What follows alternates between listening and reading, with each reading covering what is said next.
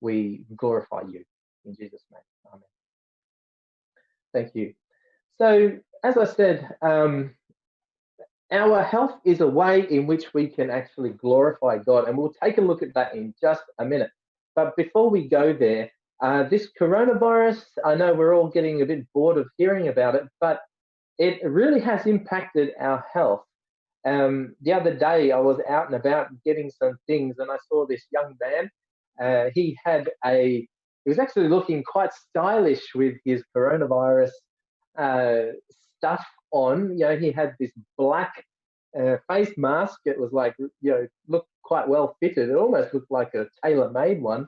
And then he had his black gloves, and he was sort of like, looking quite cool and stylish with his coronavirus PPE on. This coronavirus really has affected us. It's a health event. And then the other day, Brielle started to have a cold, a sniffle. And so we thought, oh boy, this is it. We have to now get Brielle checked and make sure she hasn't got it. So took Brielle over there to the clinic where they're doing the testing, and oh boy, there was red and yellow tape everywhere and big signs, and the man at the front door, with a blue medical uh, clothing on and gloves and a mask and glasses, and everyone in there was totally like protected. This thing really has affected us. The other night, Mary Jane successfully finished all of her exams for this term, and so we went out for a celebratory meal, and we couldn't even order. Well, they preferred us not to even order our food. We had to get our mobile phone and order our food sitting in the restaurant, order our food on the mobile phone for them to be able to deliver it. So yeah, things have really impacted us. I just wanted to share a Bible verse with you, and I'm just going to put it on the screen if I can get this screen share to work. Here it is here. It says here from Exodus chapter 15, verse 26, it says, if you diligently heed the voice of the Lord your God and do what is right in his sight, give ear to his commandments and keep all his statutes, I will put none of the diseases on you which I have brought on the Egyptians, for I am the Lord who heals you. So today we're going to be talking about health, and these diseases that it talks about here, the Egyptian people were actually suffering from quite a lot of the same types of diseases that we have, and that is modern diseases, heart problems, and things like that. We also got to take notice that this verse comes to us right during the time when the children of Israel had come out of Egypt, of course, and they had the bitter waters of Mara, and so they had to throw that tree in the water to make the water become sweet again. And then also you've got the point where they're asking that the Hebrew people, they've come out of Egypt, and then they want the flesh pots. That's the way the King James Version says it, the flesh pots of Egypt. They were longing after this rich food, and God said he's going to send manna and quail for them. Now, let's have a look at a couple extra verses on this point. And I'm just trying to get this screen share up again. And it says in the next verse, it says here, 1 Corinthians chapter 10, verse 31, therefore, whatever you eat or drink or whatever you do, do all to the glory of God. So this is actually really an interesting verse. This next one is really the same or similar. It says, do you not know that your body is the temple of the Holy Spirit who is in you, whom you have from God, and you are not your own? For you were bought at a price. Therefore, glorify God in your body and in your spirit, which are God's. Now, I think this verse is really important because it helps us to understand that when we look after our health, we're actually glorifying God when we look after our health. There's an important point there. Yeah. So taking good care of our body is an act of worship. we worship God when we take care of our body. So today we're looking at the 8 laws of health. Now, Dr. Neil Nedley at the Weimar Institute actually coined this phrase or this acrostic to help it make it so easy for us to remember what the 8 of laws of health actually are. And let me just say also at the beginning of this message that most of the information and research that I've done for this message has come from Dr. Neil Nedley. So here we go with the acrostic. It is new start, N-E-W-S-T-A-R-T. So N for nutrition, E for exercise, W for water, S for sunlight, T for temperance, A for air, R for rest, and T for trust in God. These are the 8 aspects of health that can help us have significantly better health, significantly better. So let's first talk about nutrition, and that is what we put into our mouth. Now, we don't have time to look at lots of different areas of nutrition, but we're just going to focus on a couple. And the first one is antioxidants. Antioxidants. What do antioxidants do? I don't really know because I'm not a medical professional, but from research, I understand that antioxidants protect our arteries, they scavenge up free radicals, they help to treat cancer, and they enhance our immune system. Okay, so they've got a really positive impact on our body. Now, how do we get antioxidants in our body? Well, there's a few different ways in which you can get it. The top 10 antioxidant fruits are these. Listen up. Going from number 10 up to number 1, we're having a look. Number 10 is grapefruit, kiwi fruit, cherries, red grapes, oranges, plums, raspberries, strawberries, blackberries, and what do you think the top one is? Blueberries. That's right. So they are the top 10 fruits for antioxidants.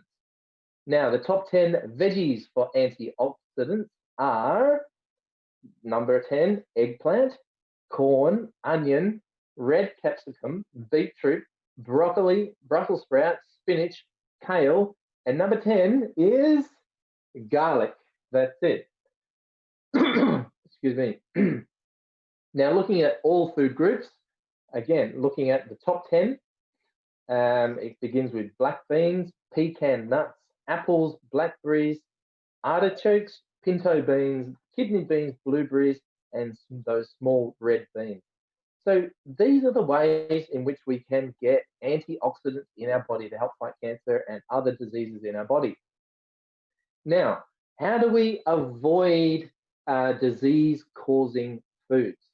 These disease-causing foods actually clog up our arteries and constrict blood vessels, and that's what can help cause problems for our health. Now, the worst things that cause our arteries to constrict and to fill our arteries up with plaque and to cause our blood vessels to block up are custards, pancake mixes, Parmesan cheese, and lard. Excuse me. Now, the reason why they're so bad, these ones, is because they have oxidized cholesterol in them. That's cholesterol that has been mixed with oxygen, and then it becomes particularly bad for the body. Other poor foods or disease-causing foods are chicken, pork, beef, eggs, tuna, butter, ice cream, and mayonnaise. So all of these things have oxidized cholesterol in them. Now, with pregnant mums, there's another thing that pregnant mums really need, and that is omega-3s. And that helps the mental capacity or the brain of the baby to develop correctly. Excuse me, I've got a bit of a cough today. Now, what are the top omega-3 foods that we can eat? Now, have a look at this. It is oregano, red capsicums, avocados, green soybeans, the ripe soybeans, the sort of more dry white ones haven't got as much, but green soybeans, wheat germ oil, English walnuts, linseed, and flax seeds come in at the top of having the most omega-3s, and that's good for pregnant mums. Did you notice something about the types of foods? I did, and that is that all the stuff that we eat that causes disease is animal-based, and the stuff that prevents disease is plant-based. Now, whenever we eat something, it's either going to uh, fight disease or help disease. And that's the thing that we've got to think about when we put something in our mouth. What is this actually going to do? Fight disease or cause disease? So, point number 2 is exercise. Now, exercise actually begins before we are even born. Did you realize that? Pregnant mums can actually help the health of the baby's heart by exercising while they are pregnant. Of course, it can't be high impact exercise, but the best types of exercise for a lady who's pregnant is swimming, brisk walking, indoor cycling, step machines, and low impact aerobics. Now, the other thing is if a lady is pregnant and she's aiming on exercising, and that is that not to go above 90% of your heart rate, because that actually can limit the blood flow to the placenta, and the baby will be affected by that. But you only really get to 90% when you're doing like competitive sports and things like that. So these more sort of safe exercises are better for women who are pregnant. And for all more information on this, please go see Mr. Neil Nedley and his website. Now, we are sitting down more and more and more, aren't we? Even here at the moment, I'm not even standing up to present this message as I would normally would, but we've been sitting down so much now. Did you know that young people, studies have shown, are spending up to 8 hours a day sitting down in front of a screen? That's crazy. 8 hours a day, and that's a record high at the moment. And it's beginning younger and younger and younger people are sitting down for hours and hours and hours in front of screens. We need to get up and get more exercise. The benefits of exercise are incredible. There's many of them. They aid the recovery from anxiety and depression. They help alleviate arthritis, improves your intelligence quota or your IQ, helps to balance blood sugar levels in diabetics, and also helps to reduce obesity. Now, we can speak firsthand about this because unfortunately, my eldest awesome girl, Brielle, does have type 1 diabetes. And we know that we try and get her involved in whatever she can, swimming and basketball, and her blood sugars are just great all the way through. It really helps her to balance her blood sugars. Now, at the moment, because of COVID-19, and she hasn't been going to school, well, they've started going back to school, but she's been sick this week with the cold.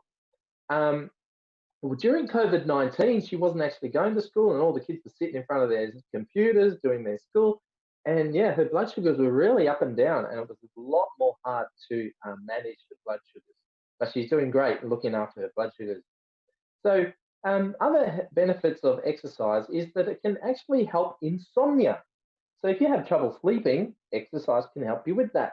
Headaches, menopause increase our longevity, and that is our quality and our length of life, and also increase our happiness. You know, the good thing about exercise is that it is never too late to begin to exercise. Doesn't matter how young or old you are, you can get involved in exercise. Now, let's try something. The best exercise to get involved in if you haven't been exercising is a fast walk or a brisk walk. Now, aim for 100 steps per minute. Now, that's a brisk walk. So all you got to do is you get your watch, you just look at the minute hand, well, the second hand, I suppose, and then you start to walk and count your steps, and then when the second hand reaches 12 again, then you know how many steps you've done in that 1 minute. If you can reach 100 steps a minute, you're doing really, really well. Now, super high energy types of exercises, really for those fit people out there, are things like swimming laps, riding bicycles, aerobics, basketball, tennis, cross-country skiing, the step machine, skipping with a rope. I really want to get a skipping rope, a really nice, good one, so that we can do a bit of skipping here at home. And also running and running up steps. Can you imagine running up steps? You know, those people who run like in America up to the top of those tall buildings. I'm sure they're the most fittest people you can get. Now, there's not only exercise for your body, there's actually exercise for your mind. Now, I'm not sure if people realize that, but you can actually exercise your brain as well. What do you think is the best exercise for your brain? Well, I'm going to put up my hand. I'm going to say studying the Bible is an excellent way to exercise your brain. But another way to exercise your brain is in three-dimensional tasks.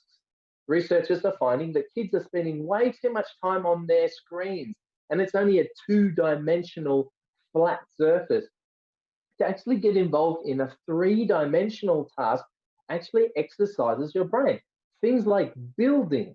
Get a one of those wood kits, you know, and they can build a model airplane or a car or what have you, a boat.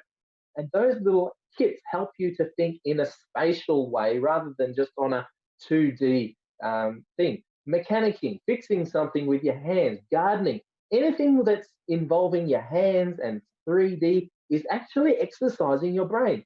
And that's really helpful for you. Hands-on activities. So that's exercise. Next one is water. Now, water, I always thought that the body was 70% water, but that actually is just babies. Babies are born around 70% water. An adult man is about 57% water, and a lady is a little less percentage of water than that. Water is absolutely extremely important for our health. It helps regulate our body temperature. It helps get rid of toxins out of our body and helps to regulate our blood pressure as well. You know, it's so common nowadays for people to be dehydrated, and that is they're not having enough water. People can go days and days and days being dehydrated. It's really bad. Your skin begins to be very wrinkly and you get dry skin. People become more tired quickly. They have a dry mouth. People who are dehydrated find it very hard to concentrate. They have headaches, constipation, and an increase in allergies. Just by drinking water, many allergies will actually just fade away. You won't even have those allergies. Also is kidney and gallbladder stones, bladder cancer, improper digestion, back and joint pain can also be a result of lack of water. Did you know that water goes everywhere inside our body, and water, if you're drinking enough, helps to lubricate those muscles and joints so that there's no pain there. Did you know that young people, if they're dehydrated, can actually have mood swings? Okay, so if your young person is a little bit ratty in the morning, maybe they haven't drank enough water the previous night or even when they woke up. So, you know, they can feel a little bit not stable with their emotions and also a little bit more quick to react when you know, there's an angry situation. So they're unable to control themselves in that way. Young people actually need to be taught how to drink water because life's so busy. Get up and there's so much to do if you don't have the study routine. And we just get into life and forget to drink water until it's midday almost. And so to teach young people and teach even us adults need to learn, that is to drink 2 cups of water as soon as you wake up. Drink 2 cups. Just get up, go and have that drink to help your body to feel hydrated. You know, all night long you've been sleeping and breathing, and every time you breathe, the water is coming out of your body, and that's why you're actually lighter in the morning than when you go to bed at night. If you put yourself on the scale, you'll be, significantly lighter in the morning than when you are when you go to bed. That's because you've lost all that water through the night. You must drink water, and we need to teach ourselves to drink water in the morning, through the day, and in the evening. You know, weight loss. Water is integral for weight loss. If you're someone who wants to lose weight at the moment, if you don't drink water, you're going to have a really hard time losing weight. Drinking 2 cups of water 20 or 30 minutes before you do your exercise actually is going to help you lose weight. And also, if you drink 2 cups before you have a meal, it makes you feel a little bit more full. And so you'll push your plate away when you're 80% full instead of when you're actually really, really full. So drinking water helps us to lose weight.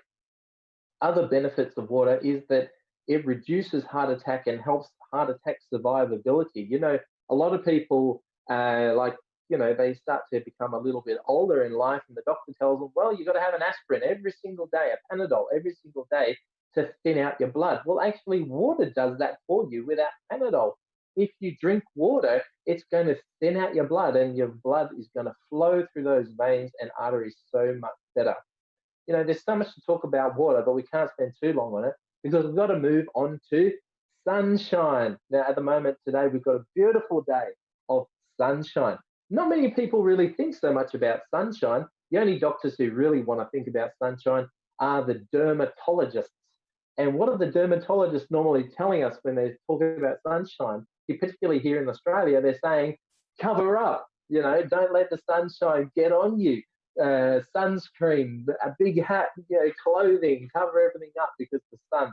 Now the sun, yes, it can burn. It can cause skin cancer, unfortunately, here in Australia and other parts of the world. But the sun is so important, we need to allow it to get onto our skin. Did you know that doctors in Denmark actually asked to report infectious diseases? And so with this information, they've noted that during the winter months when people aren't going out into the sun as much, it has a really high impact on and makes bronchitis and pneumonia start to a lot more prevalence of bronchitis and pneumonia. We need to get out into the sun even during those colder months, isn't it? Now, the sun is interesting because there's different types of exposure to the sun. And the first one is morning sun. That sun in the early morning. You see, the sun is low on the horizon. And when you get up, what does that sun do? It comes and it goes straight into your eyes because the sun is so low on the horizon. And so that morning sun is really important for us. The morning sun that enters into our eyes actually helps set our body clock. It can help you with insomnia. It actually lifts your mood. It also helps you with your energy levels, and it reduces anxiety. It also helps to balance hormone levels. Now, that's the morning sun. What about the midday sun? The midday sun's a little different because instead of coming across the horizon into our eyes, midday sun's quite a lot higher, and it comes down onto our body and it hits the skin, and you can feel it. Isn't it so nice to just, feel the warmth of the sun coming down and warming you? It's actually penetrating into your skin and helping your body to make that awesome vitamin D, or it's actually probably better called a hormone D.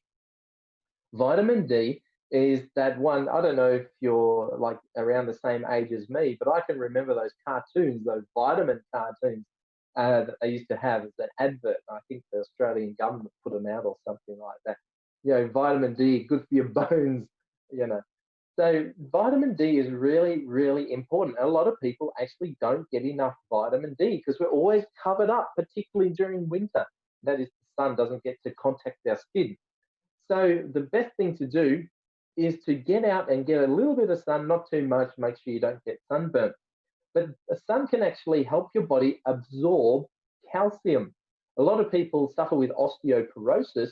They're eating calcium, they're getting their calcium, but they're not absorbing the calcium because they don't have enough vitamin D in their body.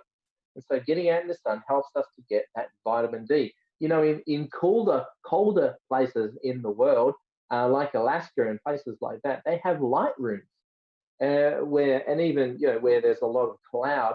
You can go into a light box room where you actually go in there and absorb this sun.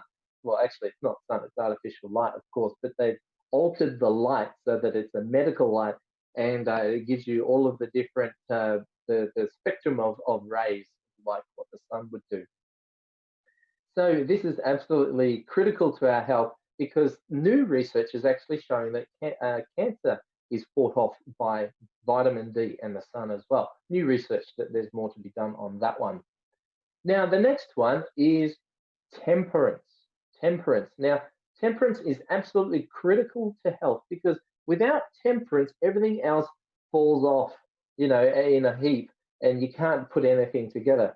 So, what does the word temperance mean? Well, actually, it's a strange little word that we don't really use very much, but temperance really a couple different meanings: abstinence from alcohol, or another meaning would be that moderation in all good things and abstinence in harmful things. So moderation in good things and completely none of the harmful things. Even good things can be harmful to you if you abuse them. Like, for example, if you're drinking way too much water, it will reduce the sodium level in your body and you can become quite ill. Or even if you're in the sun too much, you'll get sunburn, obviously, and that can be harmful. And exercise as well can become an addiction. And too much exercise, people can really have an imbalance in their life because of too much exercise. Someone once said, you can never get enough of what you do not need. So we need to have temperance in good things, in terms of not too much of good things, but abstinence of stuff that is harmful. You can never you can never get enough of what you do not need. Think about it. What don't we need? And that is alcohol. We don't need tobacco. We don't need cigarettes. But people can't get enough of it if they get hooked on it, you see. Even technology. Kids are getting hooked on technology. It's like every moment their mind has nothing to do. It's like, quick, let me get that phone, or let me get on that game, or let me get in that screen, because their mind can't handle being bored. It just needs something all the time, and it becomes an addiction. We don't need it, but you can't get enough of it. It's really the way that which addictions happen. Now, let's talk a little bit about addiction, because temperance is really, that's what we're talking about with temperance, and that is that with addiction, the problem is that the first time you have something, your dopamine levels go right sky high. And actually, let me just put this slide on the screen for you. I just want to see if I can share this with you. Here we are. Have a look at this graph here. It says when the first time you have this hit of something that increases you up to euphoric level, you see. But then when you come back down, you sort of come back down to normal. And then the next time you think, oh, that was great, I'm going to do it again. So you have another hit, but it doesn't go as high this second time. And then when you come back down, have a look what happens. You actually go down below neutral. So you're not normal anymore. When you come down, you're actually below normal. And then the next hit doesn't get you up as much as what the last one did. And then you actually go down even further below neutral. Now, can you imagine if you do this 100 times, what's going to happen? You end up like this, where your mood is right down in deep sadness and distress all the time. And you need that hit to be able to just feel normal for a little bit. So you have a hit, you feel a little bit normal, and then you come back down to, that's an addiction. That's how an addiction really takes hold of people, that they need that thing just to be able to feel normal in the day. And so addictions are really, really bad in this way. And addictions are more common than we think. Screen time addiction. I'm hooked on, not me, but you can be hooked on screen time. Caffeine is probably the key one for us in the Western world. Caffeine, coffee, it's everywhere. Caffeine, pornography is another thing that people are hooked on. They feel like they can't get through the day without it. And fast-paced entertainment, again, another thing people are getting hooked on. You're addicted to something if when the thought of it being removed out of your life causes you anxiety, stress, and makes you angry. You're addicted to something if you feel those emotions when someone says, it's going to be taken away. Now, these addictions, make you feel rock bottom and make you feel sad when there's nothing to be sad about. Yeah, life is normal, life is just ordinary, but you feel sad for no reason. And that's because there's an addiction and you need to actually have that hit to feel normal. And I think it happens to us more than what we actually realize in regular everyday things. Now that's why it's actually better to abstain from harmful things altogether, because even just that once you have it, the dopamine registers and your mind just like, oh, wow, I love it. And so complete abstinence is what we have to do with addictive sources. Things that aren't good for us, we don't need them. The next topic is air. So we've gone new start, isn't it? NEWSTA. We're up to A with air. We are more dependent on air than anything else. We're more dependent on air than even our food. Our lungs are actually a filtering process, isn't it? Because as we breathe in clean air and we breathe out, what are we doing? We're getting rid of carbon dioxide. We're getting rid of different types of pollutants that are inside of our body. So the point is that we need to get enough fresh air. A lot of our air today is polluted. I mean, we're lucky to live out here in Gippsland where the air is beautifully, clean and crisp. But a lot of people, unfortunately, are living in areas where it's very polluted and they can't get fresh air. Another way we experience polluted air is through smoking. Smoking is the number one carcinogen. The number one carcinogen is cigarette smoke. And if you're living in an environment where maybe you don't smoke, but then there's other people in the house who are smoking in the house, you can't get away from it. And it's constantly in your lungs, affecting you. Smoking causes lip cancer, lung cancer, mouth cancer, throat, voice box cancer, and a whole host of other problems. Polluted air is filled with what is called positive ions. Positive ions decrease the body's ability to cope. However, clean air that is, close to a green environment is filled with negative ions.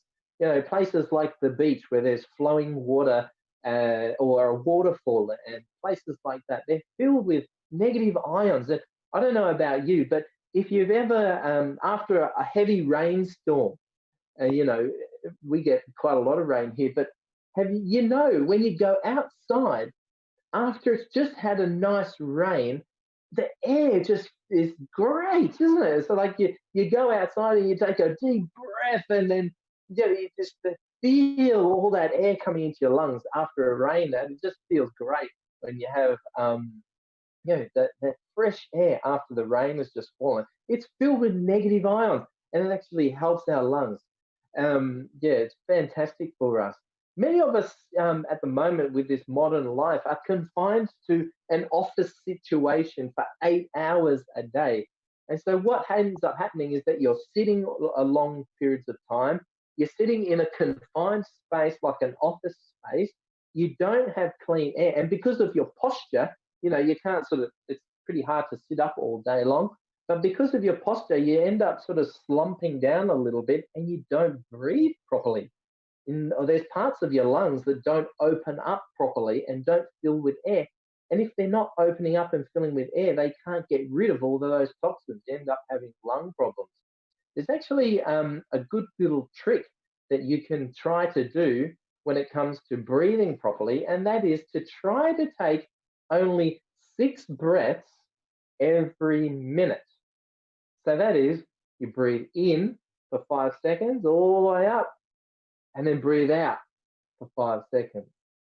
And then breathe in for 5 seconds all the way in, and then breathe out for 5 seconds. And by breathing like that, you can actually open up all the areas of your lungs and try to help yourself breathe properly. Another great way to help yourself breathe properly, particularly if you're in an office like I am at the moment, is to have better posture. And get one of those balls or something that you have to sit on so that you actually have to straighten your back and you don't hunch over. And that opens up your diaphragm, opens up your lungs and helps you to be able to breathe a little bit better. When you can't breathe and your oxygen level in your blood starts to decrease, helps, you can't concentrate so much. So let's move on from air now into rest. Now, yeah, this is a great one. I always love to have a rest at the end of the day, but it's not just sleep that we're talking about when we're talking about rest. Life is so busy now. Always pushing to achieve more, to get more done.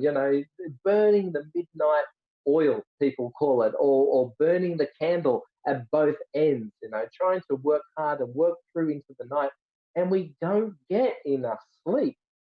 Pursuit of achievement actually can decrease the amount of sleep that you get. And so it's good for us to try and get that sleep.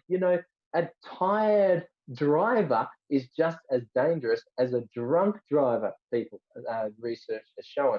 Someone who's tired, it cannot react just like a person who has had alcohol in their body. A lack of sleep helps us to get older quicker. And it also affects diabetes, makes diabetes harder to manage. It also makes our blood pressure go up. It also makes us more obese and also gives us memory loss. So getting enough sleep is really, really important. We need to turn that TV off earlier so that we can get to bed earlier, and try not to use your mobile phone in the bed sleeping, because that light from the phone stops you from sleeping so much, and you can actually stay awake late into the night by using a mobile phone in your bed. Also, if you're having trouble sleeping, try exercise. Exercise helps you to sleep better through the night, and also have regular patterns of going to bed and not using that phone, and just going to bed to sleep, not, rather than sitting on the phone all night, and have a regular pattern for waking up as well. This will help you to have a better sleep all the way through the night. Try to have the room really dark, and try to avoid thinking about all the day's problems. Think about the blessings that God's given you through the day, and you'll have a much better sleep. The other type of rest is a Sabbath rest. We all need a Sabbath rest, a day off during the week, to be able to rest our mind, from the work, the busyness of the week. Having a restful Sabbath day is another great day to enhance your health. Now, the last principle that we're going to have a look at today is number T, and that is trust in God.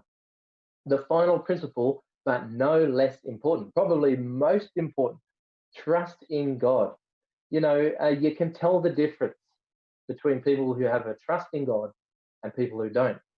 There's a huge, significant, clearly seen difference between those who have something to look forward to in life and those who just have whatever's in front of them in their eyes for that day.